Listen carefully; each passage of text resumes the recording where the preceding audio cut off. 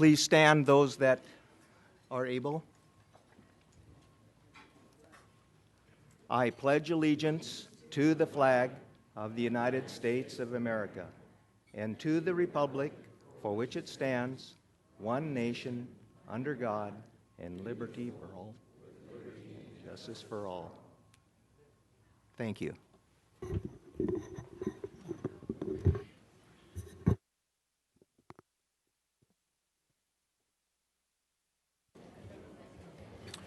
Thank you, Ron. And at this time, I'm pleased to introduce Reverend Anna Cho, Minister for Epworth United Methodist Church, who will deliver the invocation.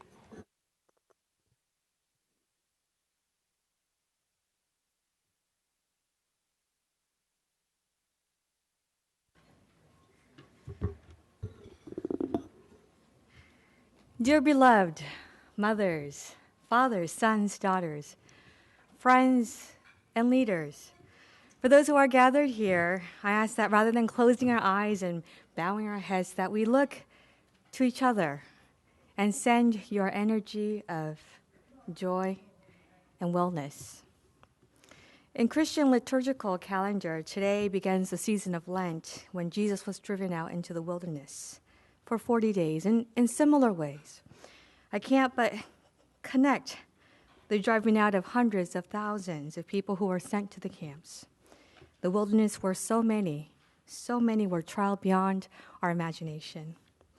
And yet we remember that in the time of our wilderness, that God does not abandon us, but that God ever so closely walk alongside us and bear the burden of our suffering. Today, we remember and we give thanks for your perseverance in times of hardships. Today, we remember and give thanks for the resilience that you instill in our times of hardships. Today, we remember and give thanks for the humility that is radiated through your kindness and service to the well-being of others. We are blessed by the testament of who you represent here today and who you will continue to represent generations to come. We only hope and pray that the same blessing that you have poured abundantly for us all is reinforced in our lives, in which we too can shed the same rich blessing and hope for our community. We give you thanks for giving us the privilege and the responsibility to never forget, but quicken our minds to discern justice for all, directing our decisions that lead to peace. I call upon the Creator who gives us life to strengthen each and one of us to live with honesty and integrity. May our gathering here today, the breaking of bread and water, reawaken in our hearts to remove old hatreds, hasten new understandings, to bring tributes of excellence to the treasury of our common humanity. Amen.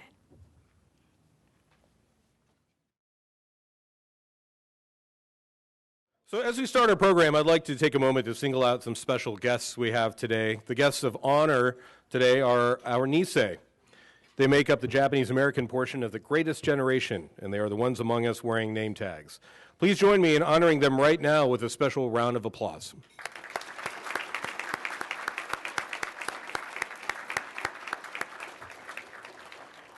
We are very excited today to have with us distinguished author and lifetime JACL member Linda Tamura, who will lead the program a little bit later this afternoon. Also sitting at table number one is David Lynn, National JACL President, who flew in from New Jersey to join us. He took his parka and his gloves and his snowshoes off to join us today. We appreciate that. Also joining us today, we have the Governor of the Pacific Northwest District of JACL, Sheldon Arakaki, from Seattle, with us today. We have Kirk Tambara, President of Portland JACL, and Gordon Kondo, President of the Japanese Ancestral Society. Please stand and be recognized. These two gentlemen represent the co-sponsoring organizations for today's event, and we thank you for that. I'd also like to recognize two representatives from the ACLU who have joined us. We have Carrie Jackson and Fred Neal.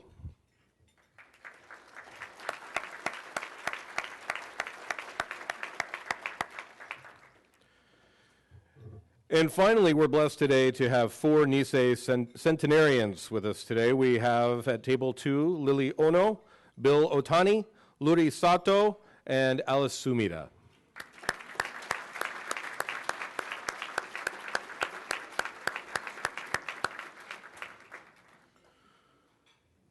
So once again, we'd like to thank the support of National JACL President David Lin for taking the long journey from New Jersey to help us celebrate this special day. We encourage him to come out to Portland more often because the weather is like this every day in February. So, David, may we ask you to say a few words, please?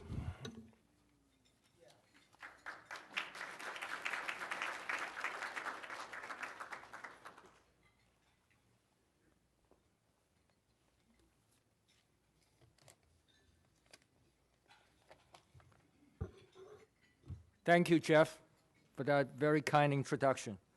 Good afternoon. It's great being here with you here today in the beautiful Portland. Thank you for having me.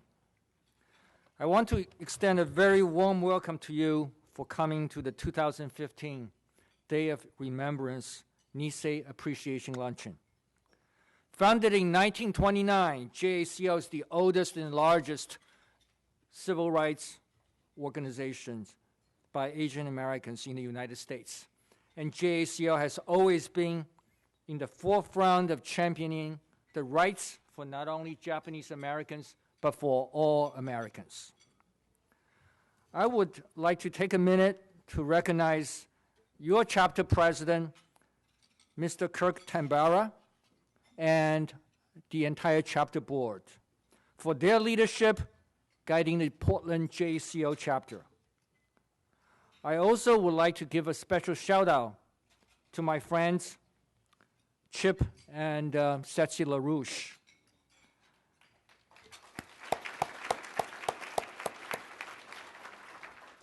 By the way, Kirk sits on the National JACL's Investment Planning Committee, and Chip serves on JACL National Board. So your chapter is well represented at the national level. At the National JACL, we work hard every day to ensure the health and vitality of the organization and to set the direction of JACL based on input from districts and chapters like yours. So I believe your chapter's visible representation at the national level has been extremely beneficial to the national board and to me personally. So thank you for that. At the national level, I'm glad to report that National JACL is in a very good position, probably the best for the past 5 years since I started serving on the national board. Our finance has significantly improved over the last couple of years, with our financial results exceeding budget commitment for the last 2 years in a row. We still have some challenges with our membership, but the Portland chapter is really the bright spot for that. My thanks to your membership chair, Setsi LaRouche, for doing that by keeping your membership numbers steady for the past several years. One other thing that I'm very proud to talk about is the Kakehashi program. I'm not sure how much you have heard about it. It's a partnership program that National JACL has been working on with the government of Japan. And in 2014, JACL was able to send 94 JACL youth to Japan over the course of the year. And they came back extremely excited and energized. I think they're going to be great ambassadors to further improve the relationship between the Japanese Americans and the Japanese government. So I'm certainly very hopeful that we'll be able to continue that program in 2015 and beyond. With all that said about JACL, most importantly for today, I want to pay tribute to all the Nisei, and in particular all the Nisei in the audience, for the hardship they endured, for the personal sacrifice they made, and for their contributions to our community and to this great country. We owe you a debt of gratitude. Thank you.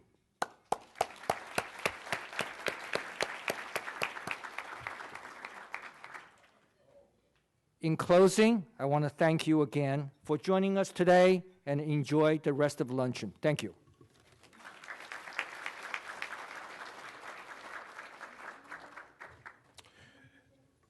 Thank you, David. And now the moment you've been waiting for, we get to introduce our exciting guest speaker. Linda Tamura is a Sansei who was born and lived in Hood River.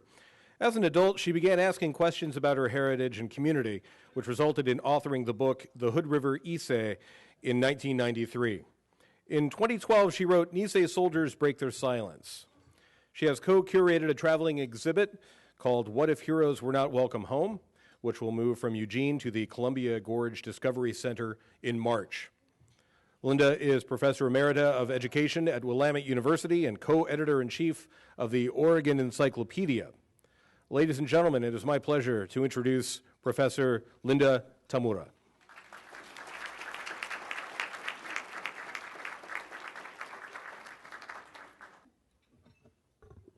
Hi. Hello. This is such a wonderful day. Can you hear me okay? Okay, great. You know what? I wish you could see what I see right now, to be able to look out and to see the faces of all of our very precious Nisei all together. Imagine the experience and the wisdom that is gathered here today. And it's only matched by the fortitude that they faced, or that demonstrated, despite all of the challenges that they faced. So, to our Nisei, thank you for joining us today. I know that some of you might have come a little bit reluctantly, and that you might have had family members who said, you really need to come, because you don't always like to call attention to yourselves, but we appreciate so much that you could come so that we could honor you. It feeds our soul to be able to do that and to learn from you. So thank you for joining us, to our precious Nisei. To meet you, you'd really never know what you faced. And I think that's why you are so incredible. Oh, the stories you could tell. And I hope you will. As a kid, growing up in Hood River, I remember looking up to our Issei, the first generation, as the elders in my life. Every year, our Mid-Columbia Japanese American Citizens League held Issei appreciation dinners. Now, at that time, the Nisei were the organizers. Our moms made chow mein, teriyaki chicken, makizushi, and there was always Jell-O. And our dads set up the tables, and they greeted our guests. Well, one year, we Sansei entertained, and we tried to perform odori, Japanese dancing. Well, our talent was a little bit raw, but I think our grandparents appreciated that we tried to put on those kimono, which took a little bit anyway, and we did our best to perform. To me, the Issei were gentle, older folks, always pleasant, kind, and understated. So when I learned what they had overcome in their lives, I was astounded. Who could imagine the courage and the stamina it took to start anew in a foreign country, and then to be wrenched from your homes during the war, and then forced to start anew once they returned, and often in hostile communities? How did they do it and keep their spirit intact? Well, you know, I feel that same awe as we honor our Nisei, our second generation. You Nisei were our bridge, as Setsi LaRouche told me. It's as if you had one foot planted in Japanese traditions that you learned from your parents, and the other on American soil. you straddled two worlds. And while your lives were enriching and you grew up bilingual, I imagine it was pretty perplexing too. There was no master plan. You were figuring it out as you went on. In fact, Bill Hosokawa, who wrote the book Nisei, has said the Nisei world was both secure and confining, comfortable and frustrating, challenging and stultifying, warm and hostile. A confusing life. And because your parents spoke Nihongo, or Japanese, many of you didn't learn English until you were in grade school. How many found that to be the case? A few of you? Okay. My Uncle Mam told me when he went to first grade, all he knew was how to say hello and goodbye. And Shig Imai, who's here today, tells me that after school and on Saturdays, many of you attended damn Japanese school. How many of you felt that way? You're laughing. My uncle told me that he only went to Japanese school to please his parents. And my mom told me that at Japanese school, she and her friends talked English behind their teachers' backs. You were, in fact, here's another Japanese school from Portland. You were, in fact, all-American kids, and you'll see examples, Gene Matsumoto and Yoji Matsushima, because you were Americans. Unlike many of your white classmates, you were forced to help your family survive by working from daylight to dark. You grew up quickly when during World War II, our government uprooted you and your families from your homes, your businesses, and your farms, and then removed you to desolate, primitive sites. They treated you with suspicion and took away your rights as citizens because you looked like our country's enemy, not because of anything that you'd done. And despite the indignities imposed on your families, you distinguished yourselves in our country's military, creating a record yet to be matched for heroism. Here on the left, you'll see Art and Ike Iwasaki. In the middle, George Katagiri. And on the right, Kanon Kitayama and John Murakami. Finally, in 2011, you were recognized for a Congressional Gold Medal. Here you see some of the recipients with Senator Ron Wyden. And in 2012, you were honored for the first of 2 large dinners recognizing your achievements. It's incredible that even as teens or young kids, you took on adult roles much too soon. Your parents were aliens who typically didn't speak English, so you assumed leadership roles early. Here, in fact, you'll see Dan Hinatsu in the truck.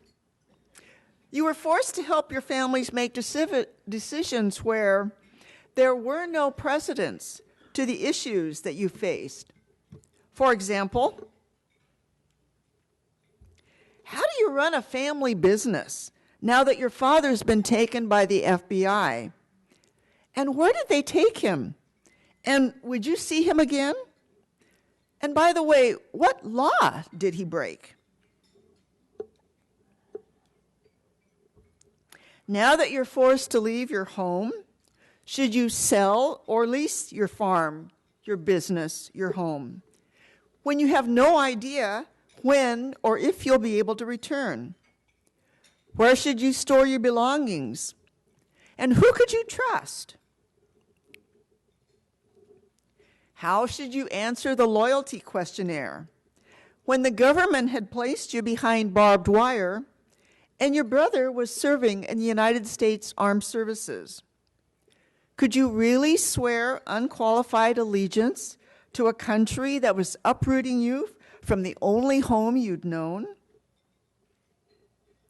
Then, after 3 years, when you were finally able to return home, how would you start over when neighbors shunned you and many of your belongings were missing? Or maybe there was nothing left to come home to and stores refused to sell you gas and food. 66 years later, in 1988, our government apologized for a grave injustice to you. But in the interim, it took hostage the hopes and dreams of you and 87,000 other American citizens. So while you're the bridge with the Issei generation, and you help us cherish our roots in Japan, you're also the bridge with Sansei, Yonsei, Gosei, and succeeding generations, as well as with all Americans. You have the stories that are our legacy. You help us define who we are and where we came from. You also help us to cherish what we have and how we'll impact the future. Your memories matter. In fact, you're our most important teachers, our sensei.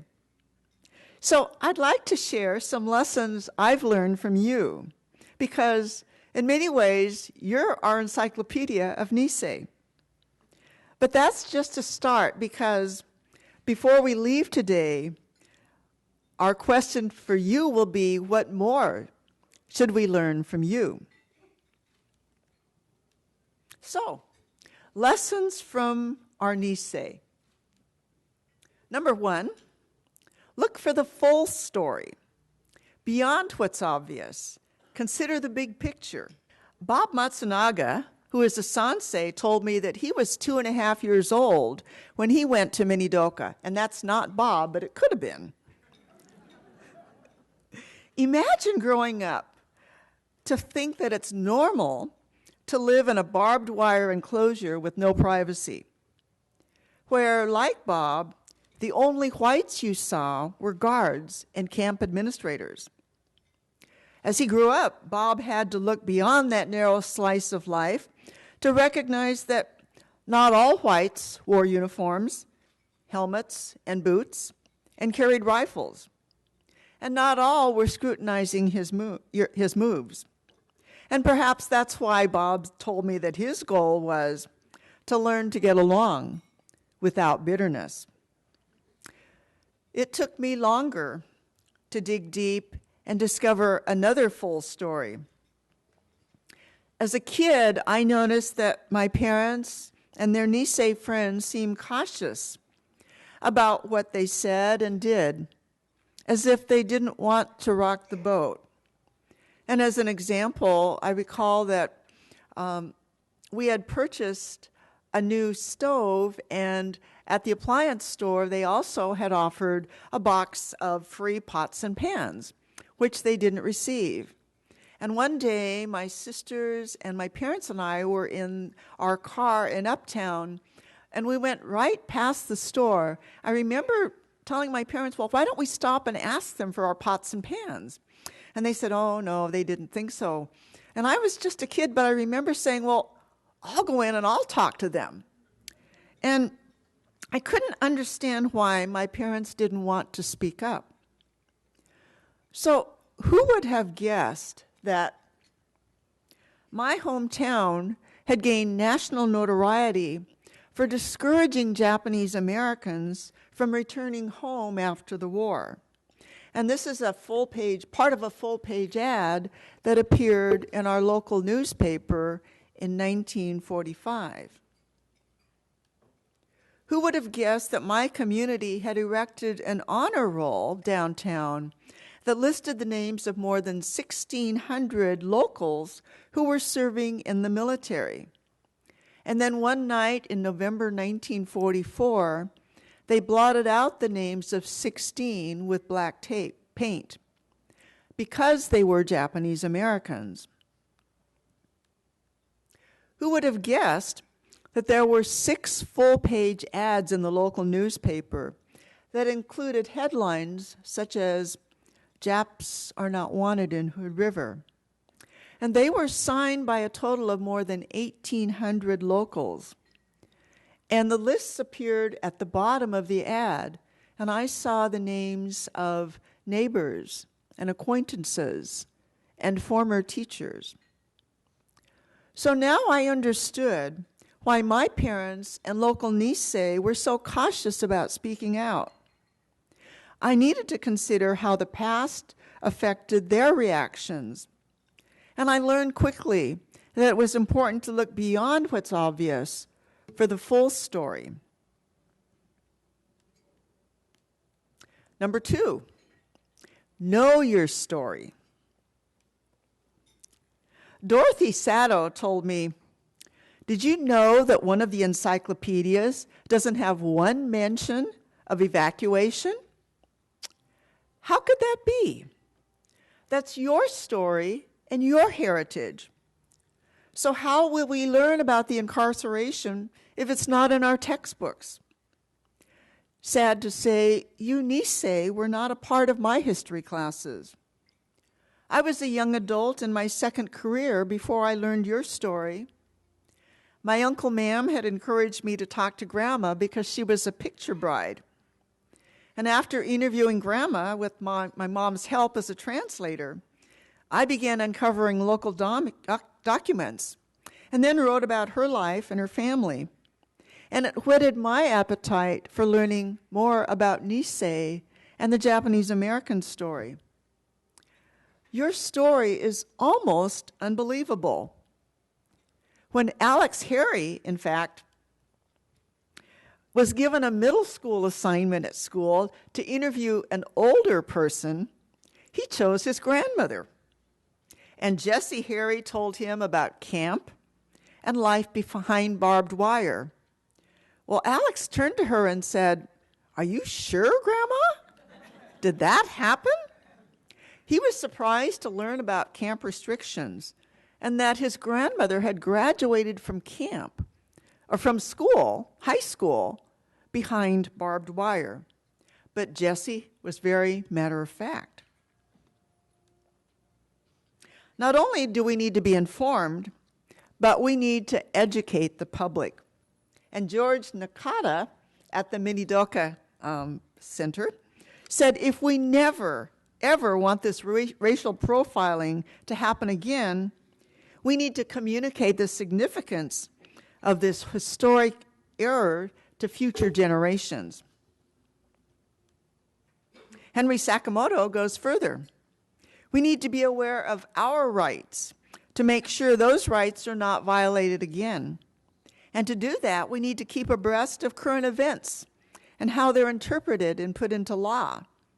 So he tells us we need to be vigilant to think of the aftermath of 9/11, immigration rights, racial profiling, police practices, the rights of women and the LGBT community, our civil liberties, and justice for all. Henry's testified on behalf of our citizen rights to the Portland City Council.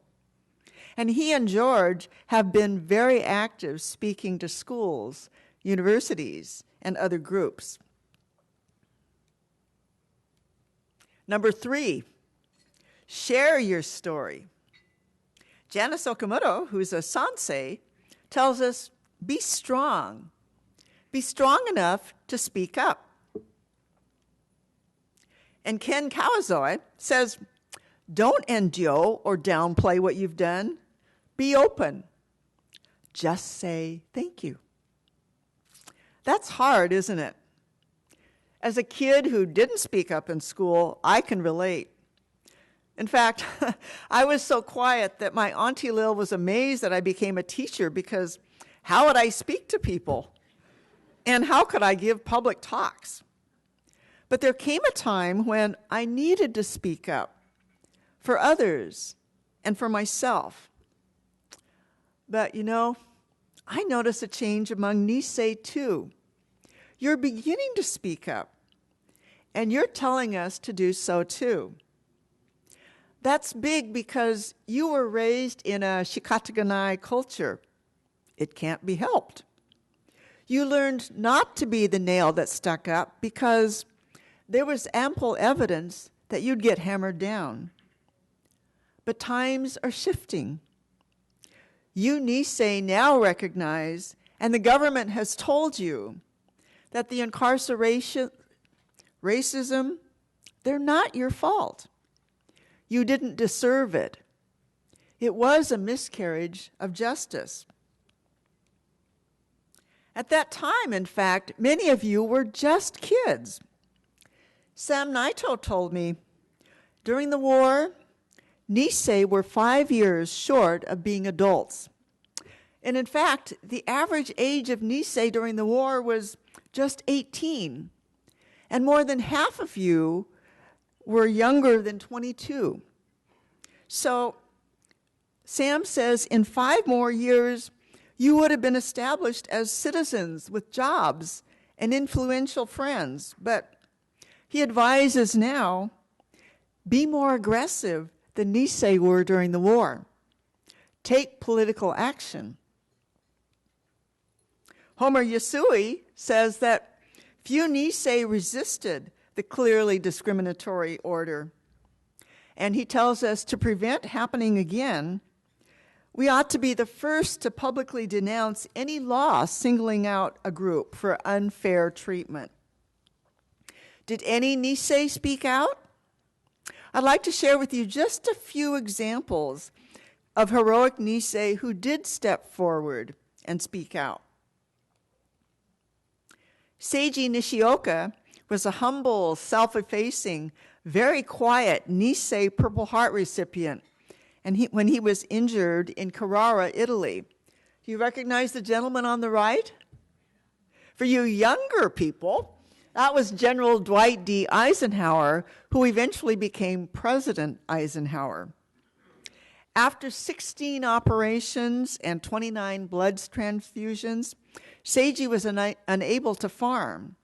So he graduated from college and earned a top score on his civil service test.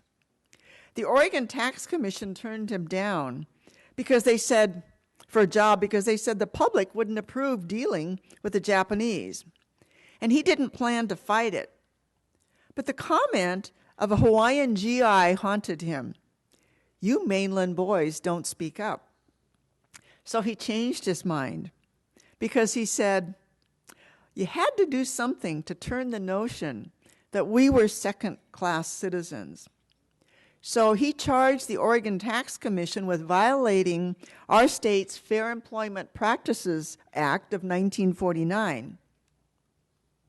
And when he won in 1950, Governor Douglas McKay said, if a man is good enough to fight for his country, he's good enough to hold a job in a civilian capacity, no matter what his race or color. Seiji was employed by the Oregon Department of Revenue for 20 plus years. And then he became state commander for the Oregon Military Order of Purple Heart. Min Yasui would be 99 this year if he were alive. He was the first Nisei member of our Oregon board. After Pearl Harbor was bombed, Min was turned away from duty at Fort Vancouver. And he was outraged at the injustice of Executive Order 9066 against Nisei citizens. So he deliberately broke the curfew by walking downtown Portland after 8 p.m. I'm told 3 hours. In fact, he walked into the police department and demanded to be arrested in March of 1942. Convicted, he spent 9 months in solitary confinement at the Multnomah County Jail, and then he lost his appeal at the Supreme Court. When he was denied admission to the Colorado board, even after having the highest score, he had to appeal to the Colorado Supreme Court in order to be admitted to the bar. In the 1970s, he lobbied for the rights, claims, and redress for our Japanese American community, and that resulted in the 1988 Civil Liberties Act. But he also fought for the rights of Latinos, African Americans, Native Americans, Asian Pacific Americans, and other underrepresented communities. As executive director of the Denver Commission on Community Relations, he also began commissions for youth, aging, and the disabled. He spoke out for all of us. Luri Sato, who's here today and turned 100 last month, returned to Portland from Maryland in 1978. She became an advocate for the Ikoiso Terrace Senior Housing Project. But how would they fund it? Well, she approached the Housing and Urban Development by herself and told them, "We want to build a complex for Japanese American citizens or seniors." Okay. I'm sure it wasn't quite that easy, but they did provide $1 million, and the Japanese American community here raised $100,000 for the facility in Milwaukee. Luri also became the first site manager for Ikoinokai, the community lunch program that began in 1979 and is still going strong. Also, more than 80 of you have been involved in sharing your stories with the Oregon Nikkei Endowment and Densho. And those stories are available online and at our center in downtown Portland. And here's George Sugawa, one of the narrators. So you Nisei are showing us, through your resilience, how to step forward and how to speak out. You're rising above what Tetsuden Kashima has called social amnesia, repressing unpleasant memories. And more of you are opening your hearts and sharing your stories. But I have a question. Are you also telling your families? Last summer, I was speaking to one Nisei and asked him if he was sharing his story with children and grandchildren, and the answer was, no, they don't ask. So I'm asking each of you, Nisei, family, and friends, what lessons should we learn from our Nisei? And with our wise Nisei sensei today, let's begin by asking them to tell us, to teach us, beginning now. It's almost as if you're surrounded by the encyclopedia of our Nisei. So we're going to do something a little bit different. I'd like to ask you, how many of you brought cell phones? Would you pull those out right now? How many of you have ever taken a selfie? Fabulous, because we're going to do something, as I say, a little bit different. Here's what I'd like to do. I'd like to give you a chance to celebrate our Nisei and learn from them. And I'd like to invite you to spend a few minutes learning from a Nisei now. So we're going to do 3 things. First of all, in a while, I'm going to ask you to introduce yourself to a Nisei nearby or somebody at another table. So every Nisei gets attention. The second thing is I'll ask you to take a selfie with your Nisei. And group selfies are okay. The third thing is then ask a question. What should we learn from your Nisei? And in fact, there are forms on your tables so that we can record them, so we have a written record that we can post on the sheets out there. We also have help from Unite People, our youth group. And would you stand or raise your hand so we know who you are? It's wonderful to have our youth leaders here. Why don't you stand so we can recognize you?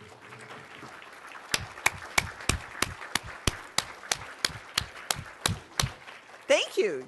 You are our future leaders, and you're the ones who will be carrying our legacy. So, 3 things you're going to do. You'll be When I say go, I'll ask you to introduce yourself to a Nisei, take a selfie or a group selfie, and number 3, to ask a question. And we'll take about 5 minutes to give you a chance to do that, and then I'll give you a time cue and ask you to stop, and we'll do just a little bit of sharing so we can learn about what you've learned from our Nisei.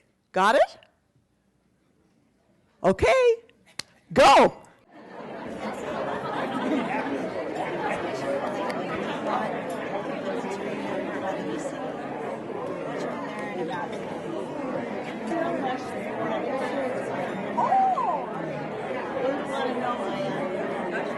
What should we know? What should we know? Wait, how are you guys? Actually, along the way. It's Georgia Sundarin. Georgia Sundarin. Oh. Okay, you gotta scrunch in. Okay, ready? 1, 2, 3. All right. Okay, we ended up in this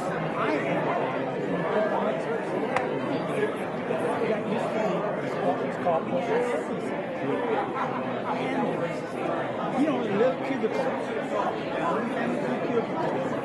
So now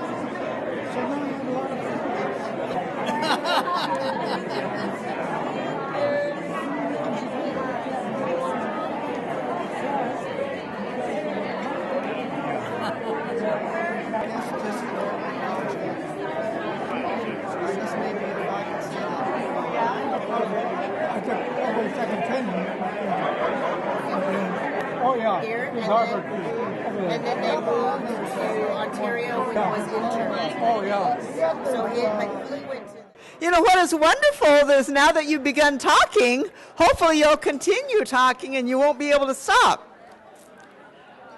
But it was so great to see those of you from different generations sharing your stories and asking your questions. So, our question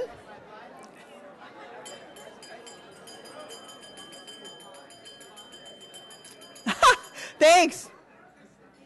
So our question was, what lessons should we learn from our Nisei? How many of you learned something that you hadn't learned before? Fabulous. Well, before we move further, what we're going to do is we're going to ask a few of you to share what you learned from Nisei. So we'll make sure that everybody has a chance to find their seats. Thank you.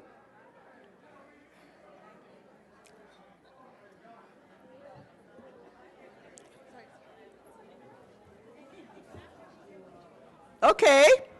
So, what lessons did you learn from our Nisei? And Connie Masaoka and Lynn Longfellow have microphones, and they're going to take them to a few of you who would like to share what you learned from our Nisei. And would you identify yourself and tell us who you spoke with, and then tell us what you learned.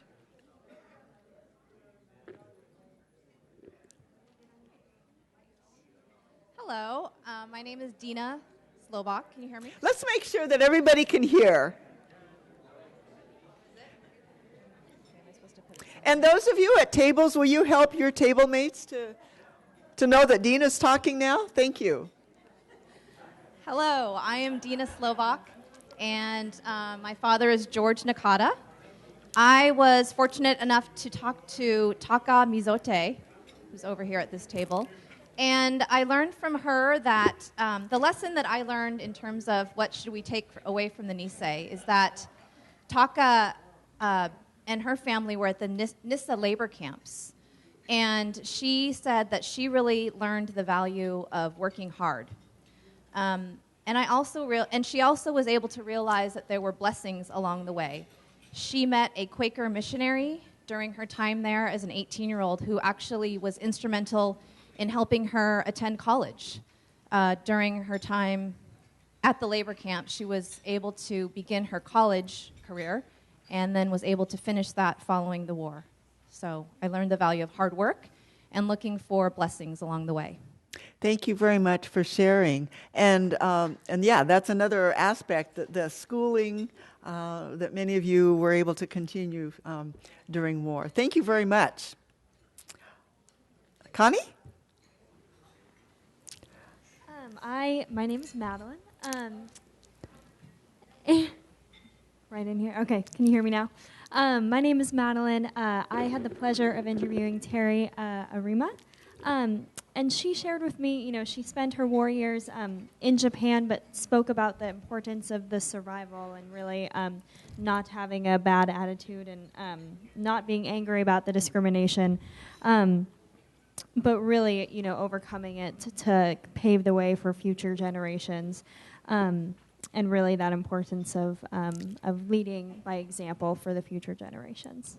Thanks so much for sharing.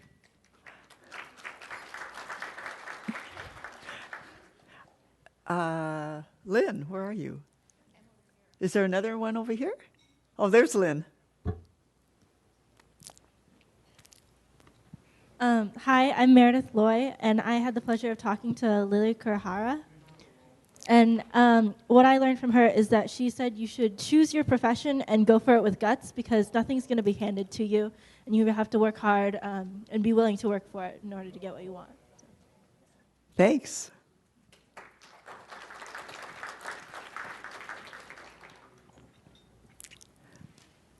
My name is Kurt Achterman. I interviewed my whole table. I talked to everyone. And some of the things are, do the best you can do, be proud of yourself, and don't be shy. Always try your best, and be brave and follow your passion. And speak up. Thank you.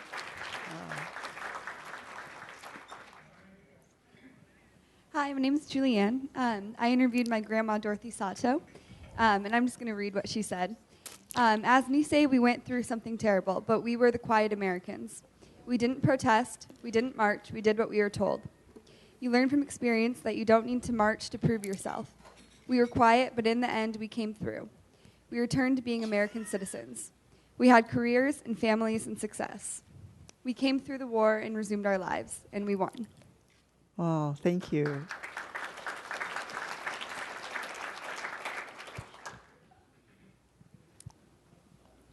Hi, I interviewed Tom Homna, and he had actually a unique experience. He was not interned because his family went to work camp in Idaho. And unfortunately, his father passed away during that time, but his brother's family, he's 15 years younger than his siblings, so he was like an only child.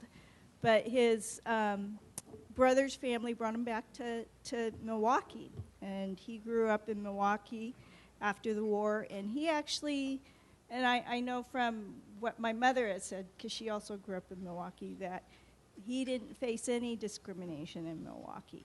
It was very open community and probably very rare, but he actually had hadn't experienced very much discrimination until he got older.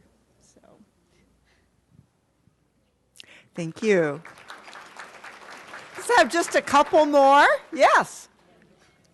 Hi, my name is Linnell Sagawa. I'm a Yonsei, here with my grandpa, George Sagawa. And one of the best lessons that I think he's taught me through my childhood and be able to be here today, feel very blessed, but basically his life is a life of perseverance, and he's taught my whole family and those around him the lessons of how hard work pays off, and I think he truly lives this lesson every day. And I'm also blessed, and thank you for those of you that have made so many sacrifices for us. And he just talks about the importance of speaking up and the importance of never giving up on a dream through adversity and hard times and loss and love. So I'm just very blessed to be here. So thank you for everyone's sacrifice. Thanks, Linnell. Linda. And we have one more. Linda, I'm not a son. Hi, I'm Heidi say. Tolentino, and I'm a member of the JACL board here in Portland. And I had the pleasure of talking with Mr. Bill Matsuda, who's right here. And he shared with me that an important lesson that we can learn from Nisei is that regardless of whatever hardship we face, never give up. Which he spoke a little bit about how difficult that was for the Issei as well. And he had some really profound things to say.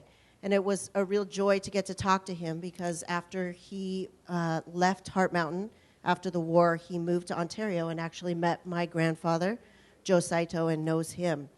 So one of the things I most appreciate about the Nisei is how connected they were to one another and how they used all of those experiences and leaned on each other to continue to grow and become the people that they are today. And I think that has been what's most affected me in my life as a Yonsei.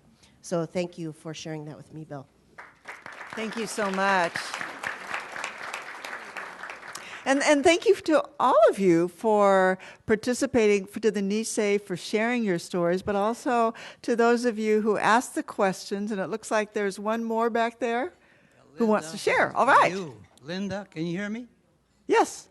You did a fantastic story. You know, it's just a coincidence, but next week or maybe the week after that, I was invited to come to the Woodland School to speak to about, how many kids would you say? Linda. 100 kids are going to show up there, and they want to hear my story about my evacuation, so it came a very timely time. And you did a fantastic job. You made me think a lot of things that I hadn't even thought about. So thanks again, Linda. Oh, thanks, George. We're not quite done yet, but I think Homer also has a comment.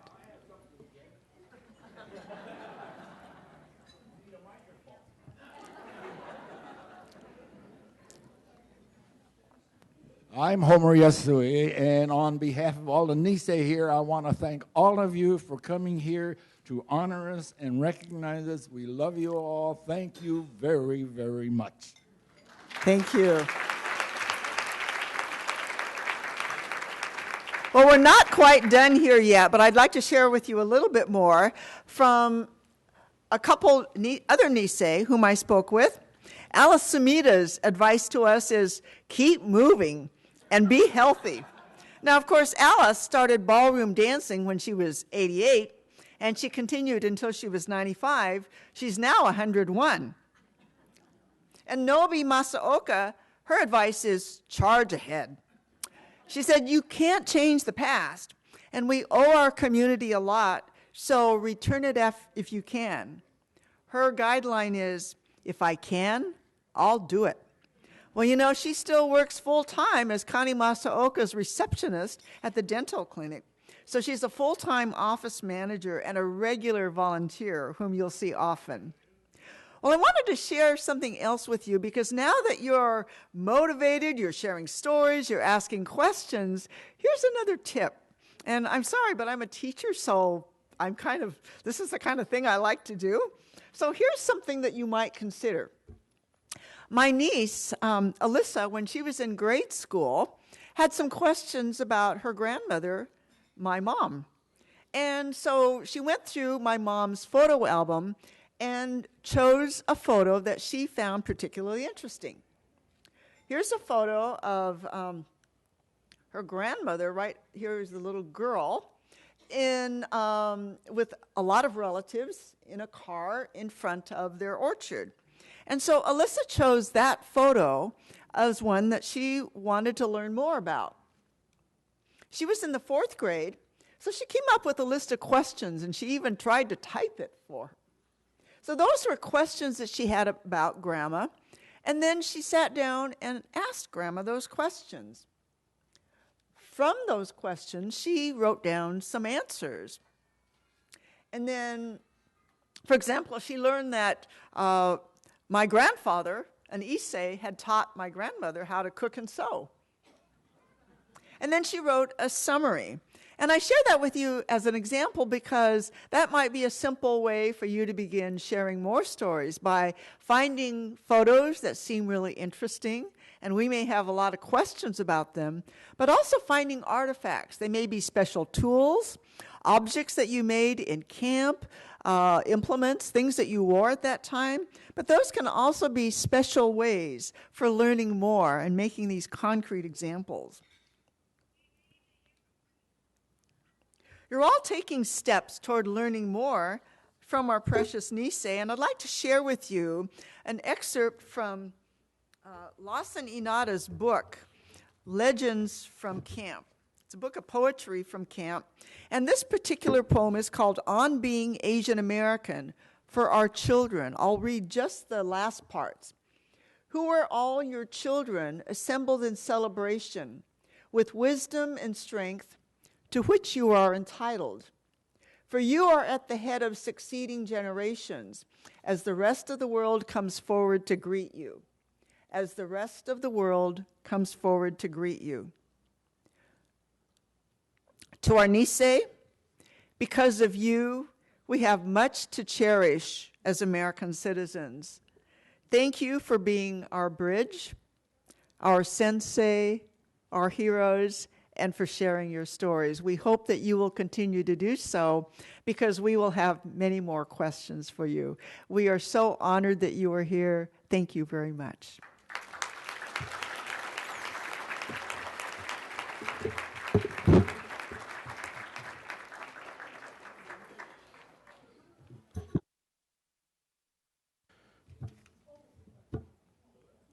I love this community. I mean, just look around this room. It's amazing. And Linda, thank you so much for that great program. We really do appreciate it. You got us all up and meeting each other and talking with each other and realizing that stories are so important to looking at our heritage and appreciating our heroes and honoring them. So thank you very much for that. We appreciate it. Plus, I got a selfie with my hero, Homer Yasui, so I got what I needed. So I hope everyone had a great time this afternoon. I'd like to thank everyone who participated to make this event happen. We would like to thank the Portland JACL Board, the Japanese Ancestral Society Board, Linda Tamura, of course, David Lin, thank you again for coming in, Reverend Anna Cho, Curtis and Marianne Suyamatsu, Iwasaki Brothers and Tanis Acres Nurseries, Unite People, Frank and Lois Hasebe, Martha and Yoji Matsushima, Dr. Bruce and Allison Pace, Bill Otani, Nancy Clayton, and again the staff and folks here at the MAC Club. We do want to make sure it's a rare pleasure to get everyone together like this, and now that we have all the Nisei together, we're not going to let you go yet. We have to get a photo, of course. So we're one more thing that we're asking of the Nisei. So after we say goodbye here in just a couple of minutes, we are asking all the Nisei to head over to the men's bar, which I guess is an actual bar here at the Mat Club, a men's bar. Are women Nisei involved in this as well? Can they go to in front of the men's bar? Okay, so if you just go out the door, they're going to have a photo opportunity for all the Nisei, so please remember that. The beautiful, pardon me? Are they? Oh, the forms that you have at your table, please drop those off as you leave as well, okay? Also, the centerpieces at each table were donated by Iwasaki Brothers and Tanis Acres Nurseries, and it says here in the script that we'd like you to do a different thing this year and have the youngest member at your table take that centerpiece home. I'm not going to tell you how to figure out who the youngest person at your table is. That could get very personal. But I'm guessing the Unite People folks get the, if they're at the table, they get the flowers. So, so congratulations on that. Thank you so much for coming out and for spending time with us today. Thank you very much. Have a great year. Thank you.